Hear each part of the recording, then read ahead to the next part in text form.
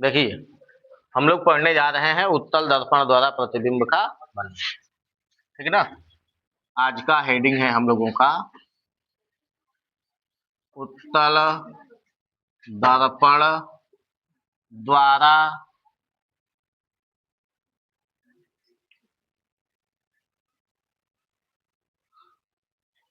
प्रतिबिंब का बनना। देखो, तो उत्तल दर्पण द्वारा प्रतिबिंब बनने की कुल दो स्थितियां होती हैं। कितनी स्थितियां संभव होती हैं? मात्र दो ही स्थिति होता है इसमें। समझे? उत्तल दर्पण द्वारा प्रतिबिंब बनाने की कितनी स्थितियां संभव होती हैं? दो स्थितियां संभव होती हैं। ठीक है ना। तो देखिए, लिखेंगे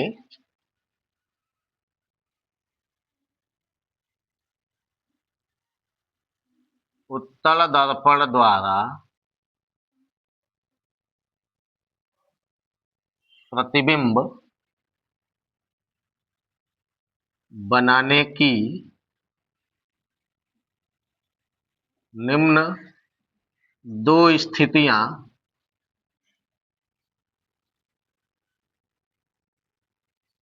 संभव है। पहला स्थिति होती है, देखिए, पहला स्थिति है वस्तु की स्थिति अनंत पर। वस्तु की स्थिति कहां पर? अनंत पर। ठीक है ना।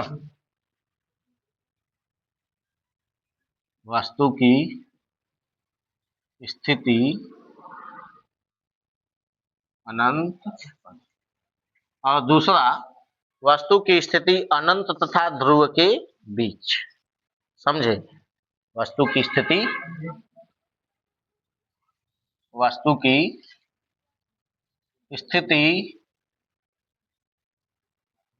अनंत तथा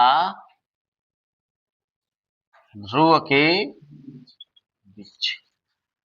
समझ में आया? वस्तु की स्थिति अनंत तथा ध्रुव के बीच, यही दो स्थिति पढ़ना है। मतलब दो ये चित्र इसमें पढ़ना है। ठीक है ना। ऐ समझे जी? देखो, अब यहां से आगे हम लोग दोनों स्थिति का दो फिगर हम लोग बनाने जा रहे हैं। ठीक है ना। पहला, अब इसमें हम लोग पढ़ने जा रहे हैं वस्तु की स्थिति कहां पर?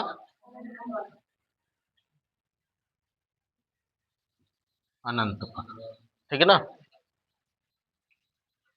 देखिए, कौन सा दर्पण से पढ़ रहे हैं? तो सबसे पहले हमें प्रतिबिंब बनाना है, तो क्या करना पड़ेगा? सबसे पहले उत्तल दर्पण बनाना पड़ेगा। ठीक है ना। समझे जी? उत्तल दर्पण बनाने के लिए है क्या खींच लिए? एगो सीधी रेखा ना जी, अभी तो सीधी रेखा ना है। अब इस पर एगो बना लिए दर्पण।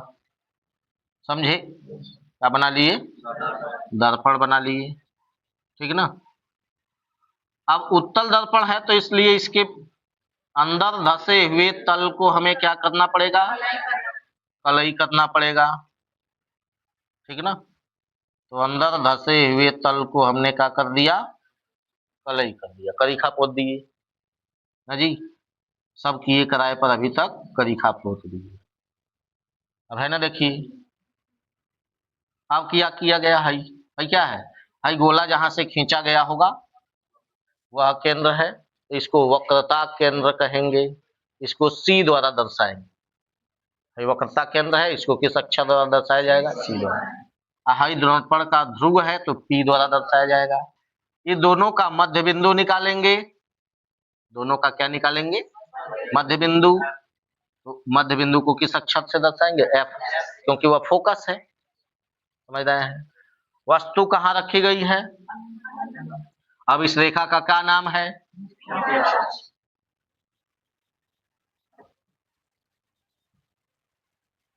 समझ में आया है जी?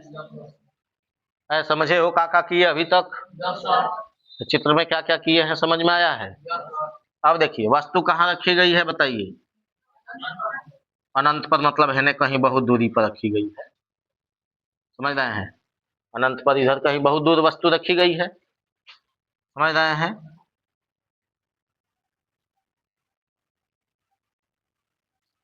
वस्तु का नाम कुछ लिख लेते हैं, ए बी। वस्तु का नाम क्या है? A B. अब ऐसा माना जाता है कि अनंत से आने वाली प्रकाश किरणें एक दूसरे के समांतर होती हैं। अनंत से आने वाली प्रकाश किरणें एक दूसरे के समांतर होती, जानते हैं ना? समझे जी? अनंत से आने वाली प्रकाश किरणें क्या होती हैं? एक दूसरे के समांतर होती हैं। तो यहाँ हम दो समांतर प्रकाश किरणों का प्रयोग करेंगे। प्रतिबिंब बनाने के लिए क्या करेंगे? दो समांतर प्रकाश किरणों का प्रयोग करेंगे, ठीक है ना? तो एगो पहली समांतर किरण ले लिए, है मुख्य अक्ष के समांतर एगो प्रकाश किरण ले लिए, एगो नीचे से ले लिए, यह भी मुख्य अक्ष के समांतर है, दिखाई दे रहा है ना? दो मुख्य अक्ष के समांतर प्रकाश किरणों का प्रयोग किया गया है। ये दोनों प्रकाश किरणें कहां से आ रही हैं? अनंत से, इसलिए डॉट डॉट लाइन से दर्शा दिए ताकि ये बहुत दूर कहीं से आ रहे, ठीक है ना? समझे जी? पहले क्या रखी गई है? वस्तु, ठीक है ना? समझ में आया? देखो, अब एगो आपतित किरण यहाँ, आपतन बिंदु यहाँ है और एगो आपतन बिंदु यहाँ है। अब इन दोनों आपतन बिंदुओं पर क्या करना पड़ता है? अविलंब खींचना पड़ता है। कहां से खींचा जाता है? तो वक्रता के नैन पीछे है ना? है? तो यहां से इस बिंदु पर क्या खींचा जाएगा? खींच लिए, पहला अविलंब है नीचे, यहां भी अविलंब खींचना होगा।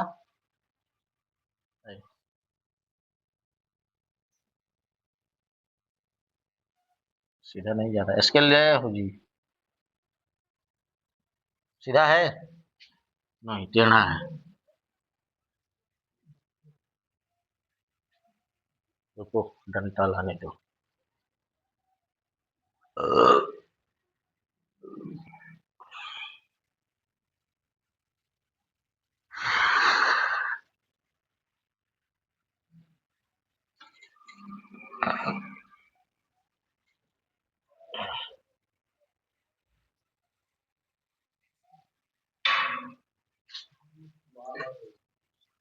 देखो,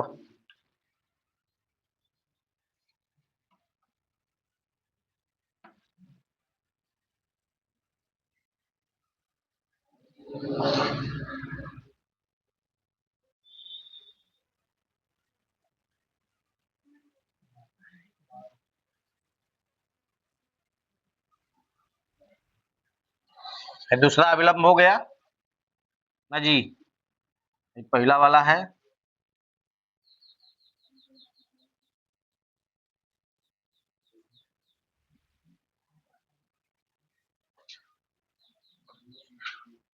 ठीक है। देखो जी, अविलंब खींच लिया गया, ये दूसरा अविलंब है तो इसका नाम N2 लिख लेते हैं। अब आप जानते हैं कि मुख्य अक्ष के समांतर आने वाली प्रकाश किरणें जब दर्पण द्वारा परावर्तित होती है, दर्पण द्वारा परावर्तित होती है, तो वो कहां से गुजरती है? फोकस से, अथवा फोकस से गुजरती हुई प्रतीत होती है ना जी। तो इसमें तो सचमुच में नहीं गुजरेगी फोकस से, है? फोकस से गुजरती हुई प्रतीत होगी, ठीक है ना? तो देखो, हेड फोकस है, तुमको भी अभी गिरना था जी। देखो अब क्या करेंगे, यहाँ फोकस पर से सीधा एगो लकीर खींचना है हम लोगों को, ठीक है ना? ऐसे स्केल को ऐसे रखेंगे, इसके बाद क्या करेंगे, है सीधा रेखा रहेगा और इसके इधर डॉट डॉट लाइन से खींच देंगे, ठीक है ना? समझ में आया? इधर भी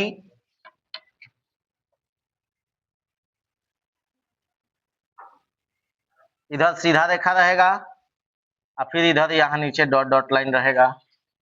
देखो, दोनों परावर्तित किरणें कहाँ आके काट रही हैं?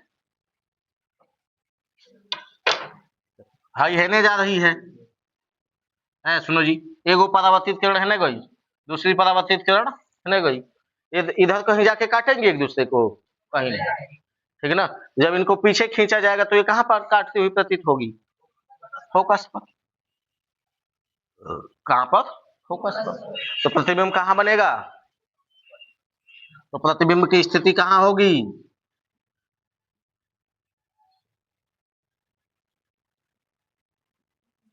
बोलो जी, प्रतिबिंब की स्थिति कहाँ होगी?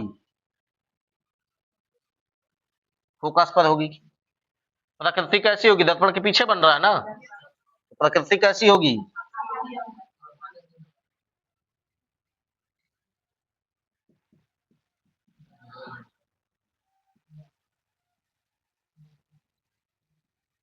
प्रतिबिंब की प्रकृति कैसी होगी? आभासी एवं सीधा, ठीक है ना। और उसके बाद प्रतिबिंब का आकार कैसा होगा? बोलो जी। वस्तु से बहुत छोटा। कैसा? बिंदु साइज का ना जी।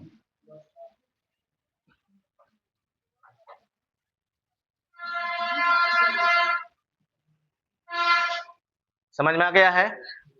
चित्र समझ गए हो? है नीचे उसी के अनुसार में लिखे हुए हैं। सबसे पहले क्या किया गया था? देखो, वो सीधी रेखा खींचे थे। सीधी रेखा के बाद उस पर एक है न प्रकाल को यहाँ रख करके एगो गोला बना वक्र बनाया है, ठीक है ना। ये क्या है? कौन सा दर्पण है? उत्तल दर्पण का द्वारक है। मतलब एगो उत्तल दर्पण बनाने के लिए पीछे की तरफ कलई कर दिए, अंदर धसे हुए तल को क्या कर दिए? कलई, ठीक है ना। यहाँ केंद्र हो गया, हाई मुख्य अक्ष को जिस बिंदु पर काट रही है वो क्या है? ध्रुव है, ठीक है ना। अर्थात हाई वक्रवा जहाँ काट रहा है, मतलब यही दर्पण का ध्रुव है, जो केंद्र में नहीं होता है, बीच में नहीं होता है। मतलब यहाँ भी जितना होगा उसके नीचे भी इतना भी, ठीक। अब यहाँ से आपतित किरणें ली गई हैं, मुख्य अक्ष के समांतर आपतित किरणें खींची गई हैं, ठीक ना। क्यों मुख्य अक्ष के समांतर खींचा गया है? क्योंकि वस्तु कहाँ रखी गई है? अनंत पर, बहुत दूर रखी गई है। तो अनंत पर स्थित वस्तु से समांतर किरणें ही आ सकती हैं, इसलिए दोनों समांतर किरणों का प्रयोग किए हैं। दोनों समांतर किरणें जब परावर्तित हुई हैं तो कहाँ जाके काट रही हैं? फोकस पर। दोनों समांतर किरणें कहाँ काट रही हैं? फोकस पर। इसलिए प्रतिबिंब कहाँ बन रहा है? फोकस पर। वस्तु के पीछे दर्पण के पीछे बन रहा है, दर्पण के, तो दर्पण के पीछे बनने वाला प्रतिबिंब आभासी एवं सीधा होता है, ठीक है ना। समझ रहे हैं? आकार कैसा दिख रहा है इसका? बहुत छोटा, बिंदु साइज का। बनाइए, दूसरा वाला भी बना दें। लो, एक के बाद दूसरा बना देते हैं। दूसरा क्या होगा? वस्तु की स्थिति, बोलो कहाँ होगा जी? अनंत तथा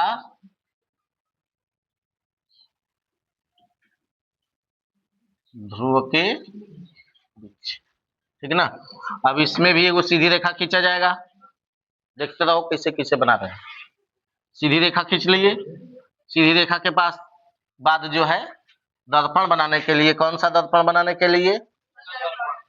उत्तल दर्पण बनाने के लिए एगो है वक्र खींचे, ठीक है ना। अब इस वक्र का कौन सा तल हम कलई करेंगे? अंदर धसा हुआ तल कलई कर दिया गया, ठीक है ना। अंदर धसा हुआ तल का कर दिया गया, कलई कर दिया गया। भाई क्या है? वक्रता केंद्र सी है, ये क्या है? ध्रुव पी है। अब इसका मध्य बिंदु क्या हो जाएगा? फोकस एफ, ठीक है ना जी। समझ में आया? अब हमें वस्तु कहाँ रखनी है? अनंत तथा ध्रुव के, भाई ध्रुव है, इसके कहने का है अनंत, ठीक है ना। केंद्र अनंत फोकस होगा सब होर साइड में है, होने तो वस्तु रखबे नहीं करेंगे। गलती से अगर रखियो दिए तो क्या प्रतिबिंब बनेगा? काहे नहीं बनेगा? है ने कहा किया गया है? कलई किया गया, करीखा पोता गया है, इसलिए उधर प्रतिबिंब है न, वस्तु रखने पर प्रतिबिंब नहीं बनेगा। दर्पण के आगे देखते हो तो मुंह दिखाई देता है, पीछे देखोगे तो बंदर दिखाई देगा, ठीक है ना, कुछ नहीं दिखाई देगा।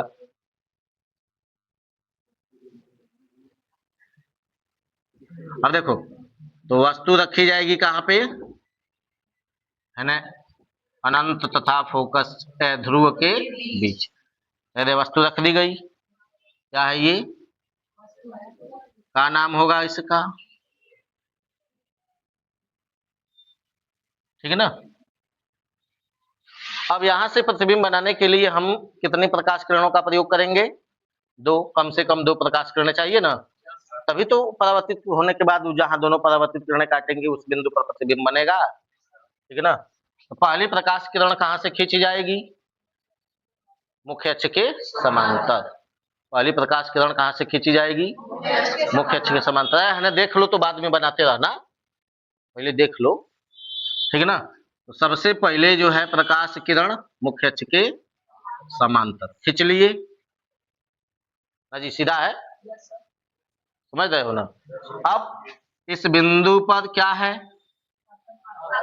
यह बिंदु कौन सा बिंदु है, आपतन बिंदु। तो आपतन बिंदु पर क्या खींचा जाता है, कहां से, वक्रता केंद्र से अभिलंब खींचो। देखो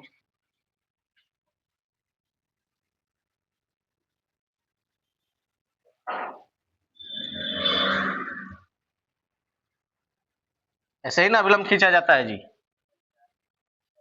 ठीक ना। अभिलंब हो गया, किस अक्षर से दर्शाएंगे इसको, एन से। अब जब ये परावर्तित होगी प्रकाश किरण तो कहां से गुजरेगी, फोकस है जगह है ना, तो क्या सचमुच में है ना चली आएगी, नहीं, फोकस से गुजरती हुई प्रतीत होगी, ठीक है ना। तो इधर बिल्कुल सीधा लाइन खींचा जाएगा, जबकि जब दर्पण के पीछे खींचा जाएगा तो डॉट डॉट लाइन में आएगा।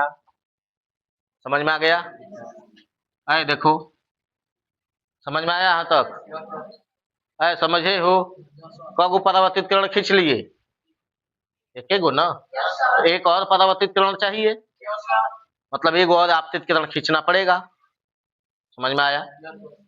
अब दूसरी आपतित किरण कहां से खींचे, तो आप जानते हैं कि वक्रता केंद्र पर जाने वाली आपतित किरण, वक्रता केंद्र पर जाने वाली आपतित किरण या वक्रता केंद्र से पर आती हुई प्रतीत किरण, ठीक है ना, क्या होती है, दर्पण से परावर्तन के पश्चात पुनः उसी मार्ग पर वापस लौट जाती है, सुन रहे हैं। तो दूसरी आपतित किरण कहां खींचेंगे हम लोग, वक्रता केंद्र पर, ठीक। ये वक्रता केंद्र की ओर निर्देशित आपतित किरण है, तो यहां तक तो ये दर्पण के पीछे डॉट डॉट लाइन रहेगा, समझ रहे हो। अब जब ये प्रकाश किरण इधर जाएगी तो परावर्तित होगी तो पुनः उसी पर न चली जाएगी वापस, इसी पर आपतित किरण भी होगी और इसी पर परावर्तित किरण भी, हाई आपतित किरण के लिए तीर है, हाई परावर्तित किरण के लिए, ठीक है ना। अब दोनों परावर्तित किरणों का कटान बिंदु है दे है, देख रहे, एगो परावर्तित किरण हाई है, एगो परावर्तित किरण ये वाला है, दोनों परावर्तित किरणों का कटान बिंदु कहाँ है, यही ना बिंदु है। इसी बिंदु पर क्या बन रहा है, प्रतिबिंब, कहाँ बन रहा है प्रतिबिंब, ध्रुव तथा फोकस के बीच, समझे जी, हृदय प्रतिबिंब बन रहा है, ठीक है ना। प्रतिबिंब का नाम क्या होगा, हृदय, ऊपर ए डैश बी डैश, ठीक है, समझ गए हो, समझ में आया है। प्रतिबिंब कहाँ बना है, ध्रुव तथा फोकस के बीच, प्रतिबिंब की स्थिति ध्रुव तथा फोकस के बीच है, दर्पण के पीछे ध्रुव तथा फोकस के, दर्पण के पीछे ध्रुव तथा फोकस के बीच, ठीक है ना। तो लिखा जाए प्रतिबिंब के बारे में, देखिए पहले क्या लिखेंगे, प्रतिबिंब की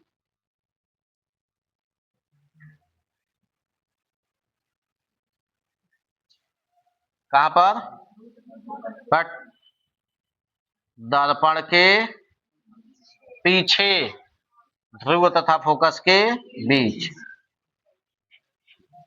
ध्रुव तथा फोकस के बीच, दर्पण के पीछे ध्रुव तथा फोकस के बीच, समझे ना जी। अब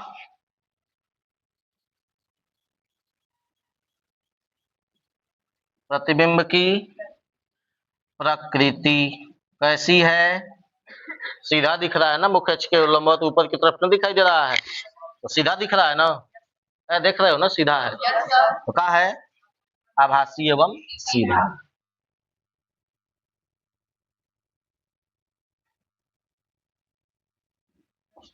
ठीक है ना। उसके बाद प्रतिबिंब का आकार कैसा है? आकार कैसा है? वस्तु से छोटा। समझ में आ गया? बनाइए। देखो,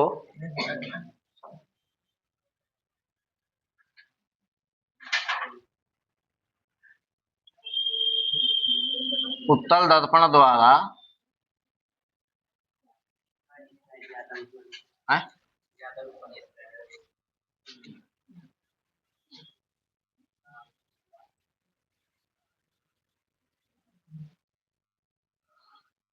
उत्तल दर्पण द्वारा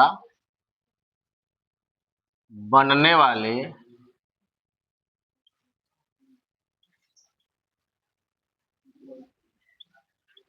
प्रतिबिंब की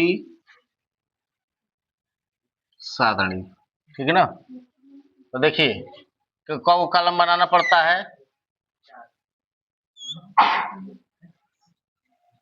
4। सबसे पहले ऊपर क्या लिखा जाता है? हमें वस्तु की स्थिति ना जी। सबसे पहले क्या लिखेंगे हम लोग? वस्तु की स्थिति। उसके बाद प्रतिबिंब की स्थिति।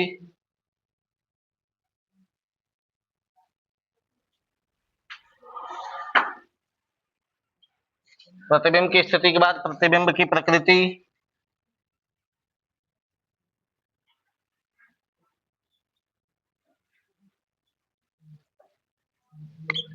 फिर प्रतिबिंब का आकार।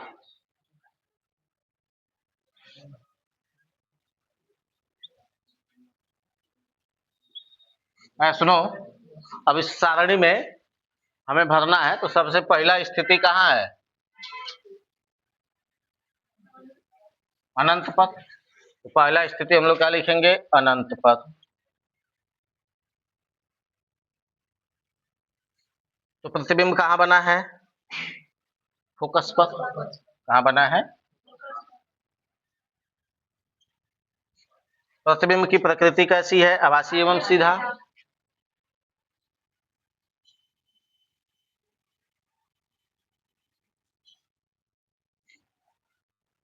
आकार कैसा है? उस वस्तु से छोटा, बिंदु साइज का। वस्तु से छोटा, बहुत छोटा,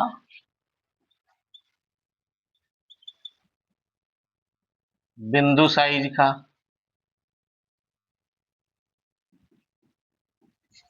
जी। फिर दूसरा कहाँ है? वस्तु की स्थिति अनंत तथा ध्रुव के बीच। अनंत तथा ध्रुव के बीच। ठीक है ना। तो प्रतिबिंब कहाँ बना है? दर्पण के पीछे, ध्रुव तथा फोकस के बीच। ठीक है ना। दर्पण के पीछे, ध्रुव तथा फोकस के बीच ना जी। प्रतिबिंब की प्रकृति आभासी एवं सीधा, सेम यही रहेगा। ठीक है ना। वस्तु से छोटा, साइज जो है इसका वस्तु से, यही सारणी बनाना है। बना लीजिए।